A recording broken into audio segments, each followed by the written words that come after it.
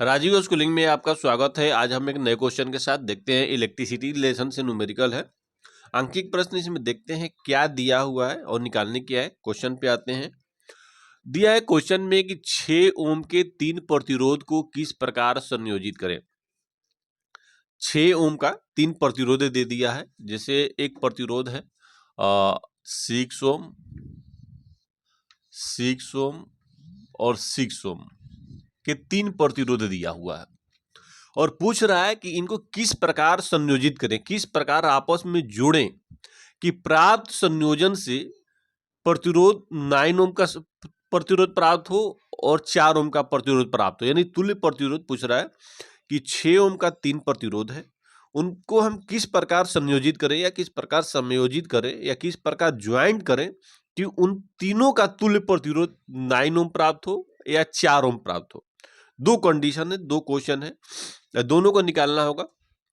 अगर आपको इस प्रकार दिया जा रहा है क्वेश्चन, देखिए हम जानते हैं कि प्रतिरोधों का संयोजन श्रेणी क्रम और समांतर क्रम में होता है। श्रेणी क्रम में क्या होता है कि सभी प्रतिरोधों को अगर हम जोड़ देते हैं 6, 6, 12, 6, 18 हो जाएगा, तो ये आएगा ही नहीं।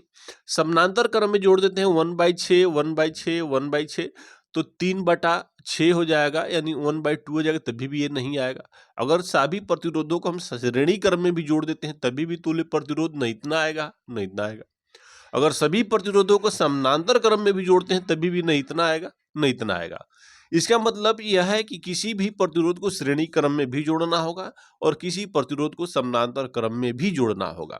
यानी 3 प्रतिरोध है तो तीनों में कुछ प्रतिरोधों को श्रेणी क्रम में जोड़ देंगे और कुछ जो बचेगा उसको समानांतर क्रम में जोड़ देते हैं। चलिए देखते हैं। 6 ओम का 3 प्रतिरोध है। यहां पर हम देखते हैं क्या देते हैं, लेते हैं एक, 2 प्रतिरोधों को हम समानांतर क्रम में जोड़ते हैं और एक प्रतिरोध हमारा ये जो दिया है इसको हम श्रेणी क्रम में जोड़ देते हैं। इस प्रकार का हम संयोजन कर देते हैं।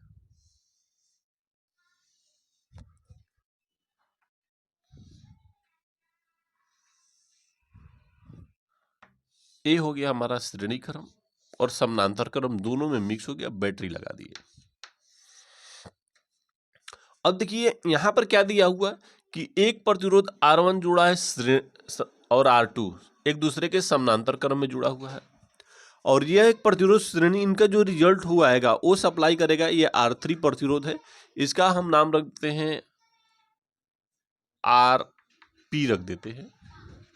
इस श्रेणी क्रम में जुड़ा हुआ है। 2 प्रतिरोध समानांतर क्रम में जुड़ा है, एक श्रेणी क्रम में जुड़ा है, तो इनका रिजल्ट निकालकर जो आएगा इसमें जोड़ देंगे तो हमारा रिजल्ट आएगा। हो सकता है कोई प्राप्त होता इसमें। चलिए देखते हैं।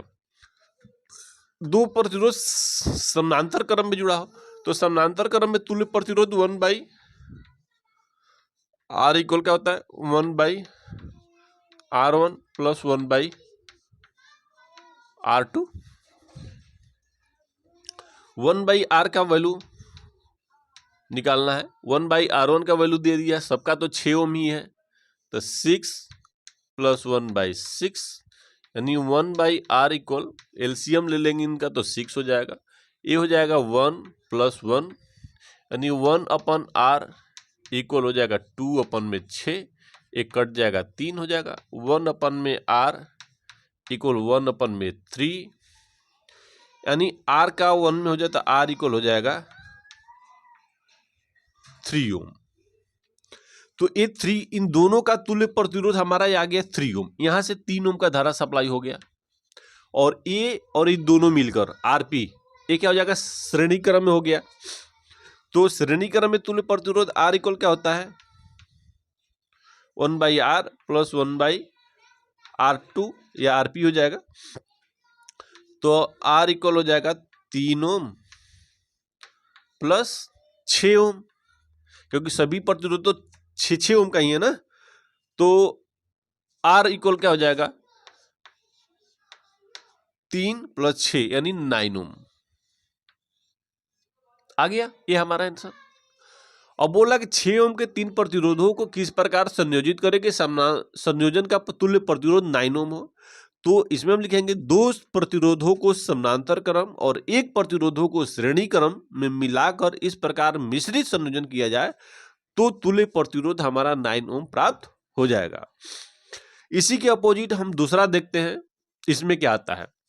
इसमें पहले वाले में क्या किए थे, 2 को हम समानांतर क्रम में किए थे, 1 को श्रेणी क्रम में। अब करते हैं 2 को श्रेणी क्रम में और 1 को समानांतर क्रम में करके देखते हैं क्या आता है।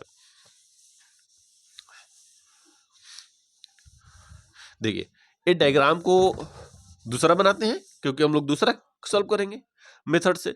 तो यहाँ पे 4 ओम लाना है, तो अब क्या करेंगे, 2 प्रतिरोधों को श्रेणी क्रम में करते हैं। एक प्रतिरोध हमारा ये हो गया, फिर यहां से एक प्रतिरोध और जोड़ दिए, ये हो गया। एक प्रतिरोध और जोड़ देते हैं, 3 प्रतिरोध हमारा दिया है तो 3 जोड़ेंगे ना, ठीक।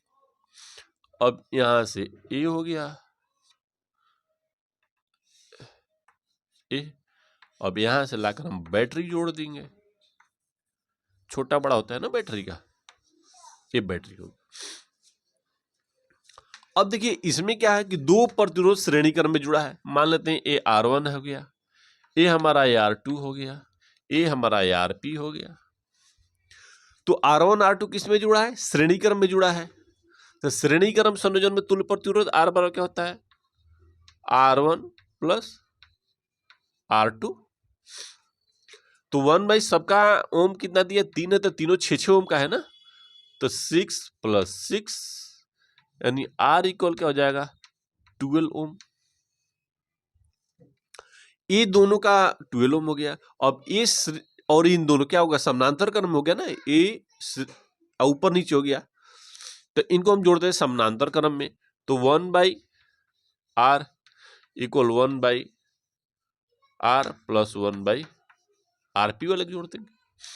तो 1 बाई आर इक्वल, इसका वैल्यू दिया है 1 बाई 12 प्लस 1 बाई कितना दिया, 6।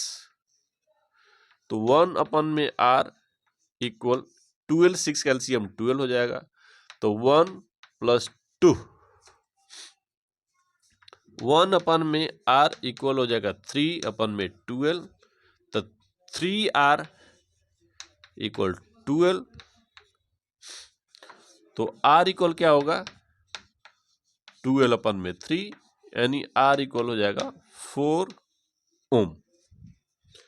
आगे हमारा बोला कि 4 ओम हो, इस क्रम में क्या बोला कि 6 ओम के 3 प्रतिरोधों को किस प्रकार संयोजन करें कि तुल्य प्रतिरोध 4 ओम हो। तो 6 ओम के 3 प्रतिरोधों में से 2 प्रतिरोधों को यदि हम श्रेणी क्रम में जोड़ते हैं, एक प्रतिरोध को अगर समानांतर क्रम में उनको जोड़ देते हैं, तो हमारा जो तुल्य प्रतिरोध होगा वो क्या होगा, 4 ओम हो जाएगा।